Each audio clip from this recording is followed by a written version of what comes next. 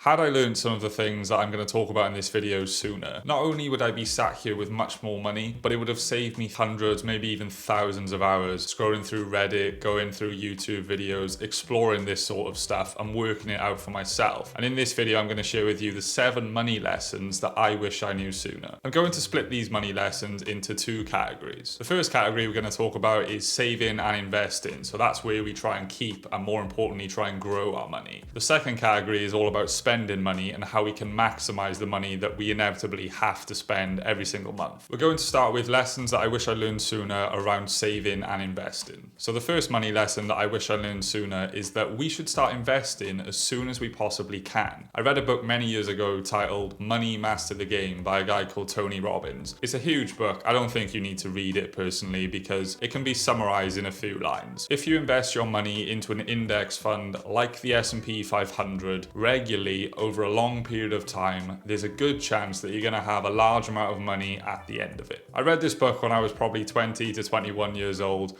and the idea made complete sense to me. However, I thought that because I didn't have a large amount of money to invest every single month, that it would be better to wait until I can contribute more money. This was a massive mistake because there's a lesson here that time in the market is better than time in the market. As a consequence to this, I didn't actually buy any stocks or shares or index funds until I was 25 years old last March during the market crash when COVID hit and everything. The reason you want to start investing as soon as you possibly can is because of something called compound interest. The earlier you start, the more time you have in the market, which means the more money you're going to grow. Okay, moving on to the second money lesson that I wish I learned sooner, and that is to track your spending. When you first start learning about personal finance, you'll hear people tell you to track your spending. And it does make sense. However, if you're anything like I was when I first started learning about this stuff, you sat there thinking, well, I already roughly know I spend this on that. However, I can assure you, if you track your spending for just a month, you'll probably realize that, oh wow, I actually spend quite a fair bit on takeaways or eating out, or every time I go to Tesco's for some milk, I end up spending 20 quid on something I have no idea what it was.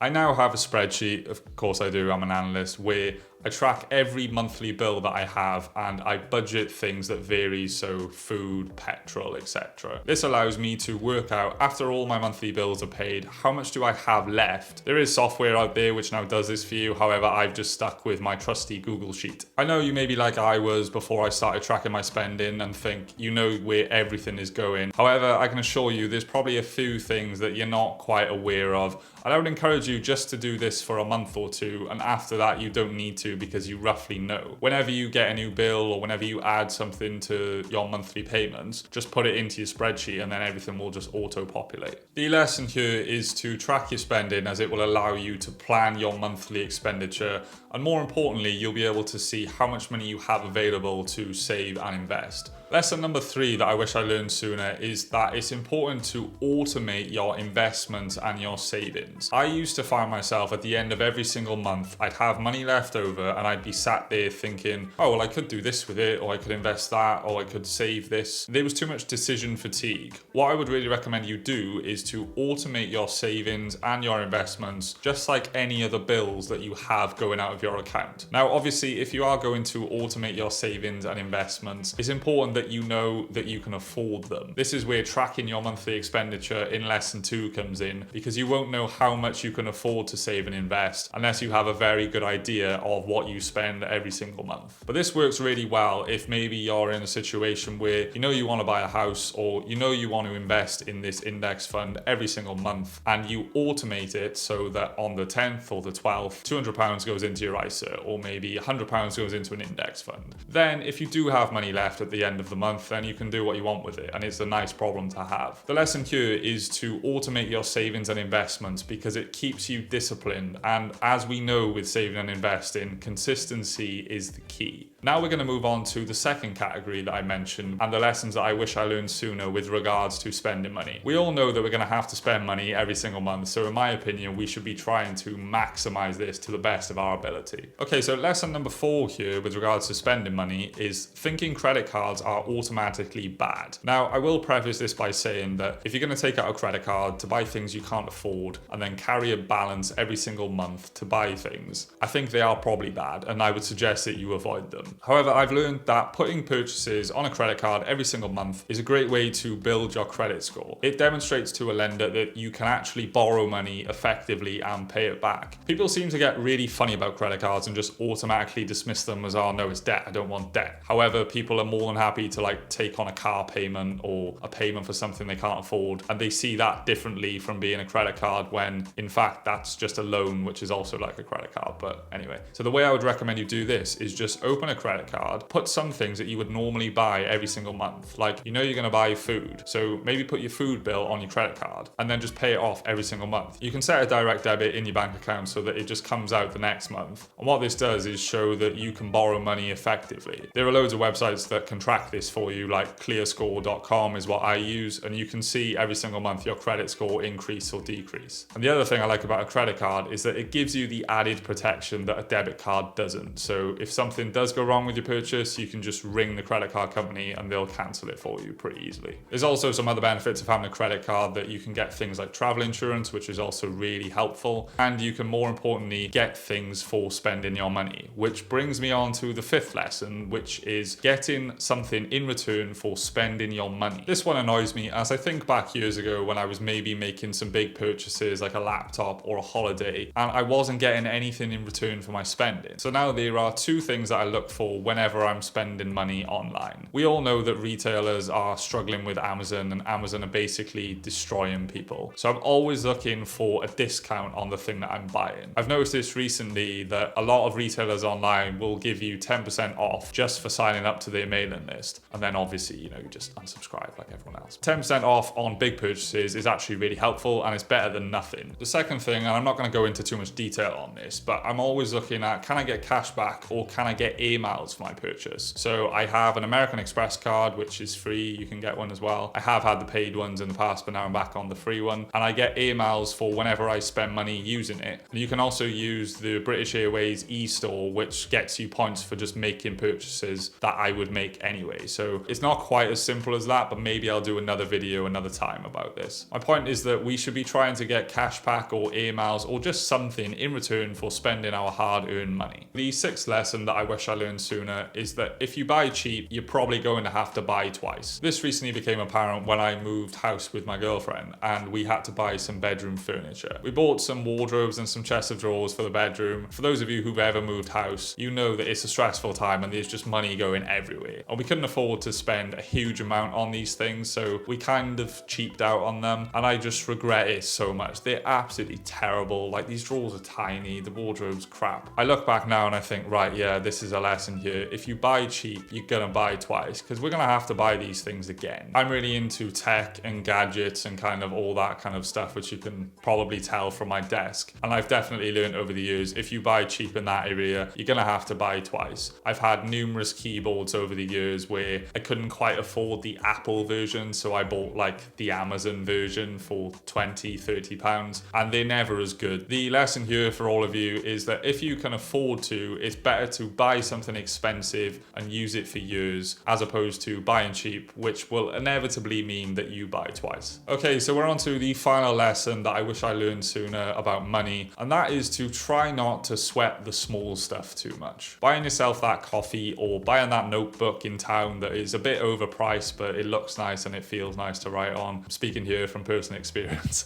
It's not going to have that much of a difference to your monthly expenditure. It's very tempting when you first get into learning about personal finance and investing. It's very easy to come away and think, right, I'm not going to spend any money. I'm going to save as much as I physically can. I'm going to live cheap and do it that way. And to some extent, I say fair play to you, because that is exactly what I've done for the last 4 to 5 years. And it does work. You know, you can save a lot of money. You can get a lot of money invested early. However, there does come a point, and maybe this is just because I'm getting older, but I value certain things a lot more than having £100 or maybe £50 extra in the bank account every single month. I would much rather go for a meal with my girlfriend or go for a coffee with my friend than have an extra few pounds in the bank account every single month. However, I think this does change over time, and if you asked me a few years ago when I was in my early 20s, I would have said, no, I'm going to save as much as I physically can and I'm going to not buy anything ever. I think give yourself a break. If you want to buy that certain small thing that makes you happy, go for it. Try not to sweat the small stuff too much. And this is where all the other lessons that I've mentioned come into play. So if you've budgeted, you've tracked your spending, you've automated your investments, and you know there's going to be money left every single month, then you shouldn't be sweating over these small purchases because you know that you can afford them. Those are the 7 lessons that I wish I learned sooner about money, and I would be really interested in hearing what you guys do when it comes to investing, saving, etc. How many of you are invested in stocks and shares? Are you learning about this stuff at the moment? Are any of you into crypto? Because I'm really into crypto, so I'd love to chat if you're into crypto.